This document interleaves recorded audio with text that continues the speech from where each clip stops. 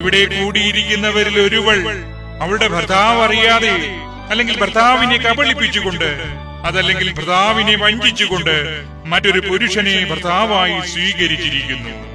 ഞാൻ അവളെ കൺമുന്നിൽ കാണുന്നു, എങ്കിലും പേര് പറയുന്നില്ല. അവൾ പശ്ചാത്തപിച്ച് ദൈവത്തിങ്കലേക്ക് തിരികെ വരട്ടെ. പോരാതെ പ്രായശ്ചിത്തമായി ഒരു 100 രൂപ അടുത്ത ഞായറാഴ്ചയ്ക്കകം ഇവിടുത്തെ നേർച്ചപ്പെട്ടിയിലിടട്ടെ.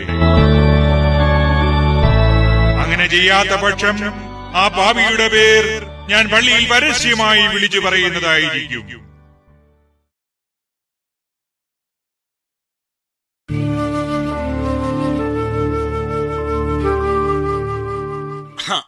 അന്നത്തെ പ്രസംഗം ഏതായാലും ഏറ്റച്ചോ.